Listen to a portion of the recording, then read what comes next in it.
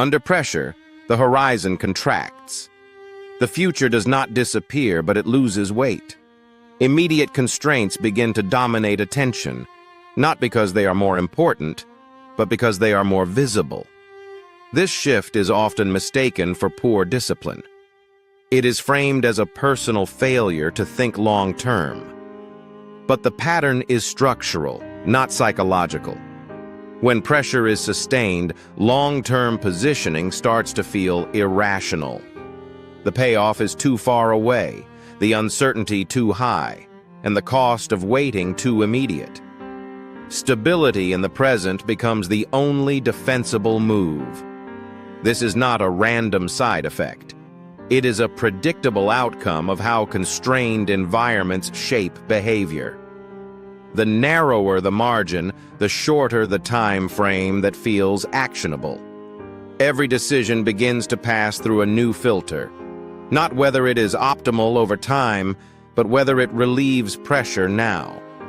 The distinction between good and necessary begins to collapse.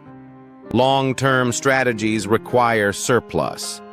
They depend on the ability to tolerate delayed outcomes without immediate consequence.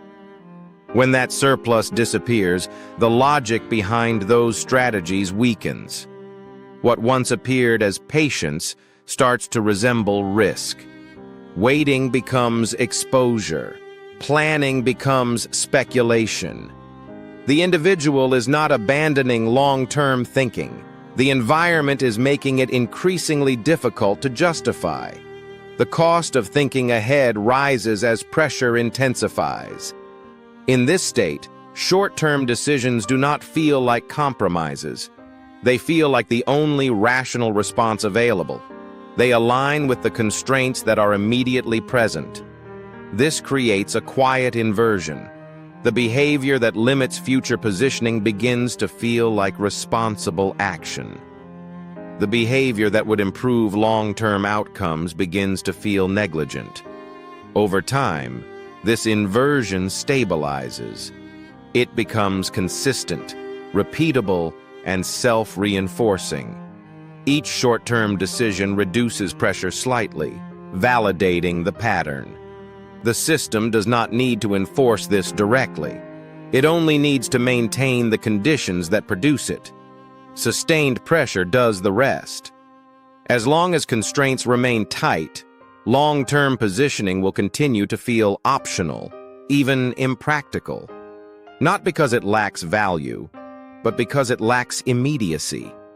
The result is not a sudden collapse of foresight. It is a gradual narrowing of what feels possible. The horizon contracts until only the present remains actionable. From the outside, this looks like short-term thinking. From within, it feels like adaptation, a necessary adjustment to an environment that no longer supports extended timelines. This distinction is rarely acknowledged. Behavior is judged without considering the conditions that produced it. The response is treated as the cause. But the pattern persists because the conditions persist.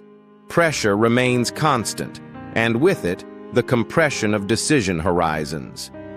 In this environment, long-term positioning does not compete with short-term relief on equal terms.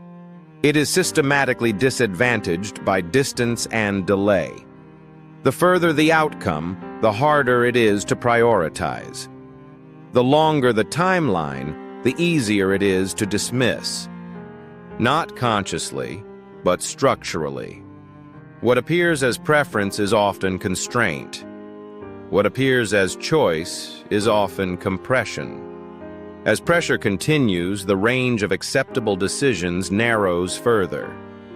Options that require time, patience, or delayed reward fall outside what feels feasible.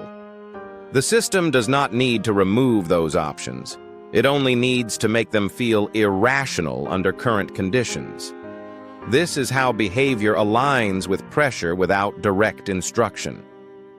The environment shapes the logic, and the logic shapes the decisions. Over time, the pattern becomes stable enough to seem natural. Short-term thinking no longer feels like a response to stress. It feels like common sense. The compression of time becomes invisible. The individual adapts fully to the constraints without recognizing the shift that occurred. And once that shift is complete, long-term positioning is no longer rejected.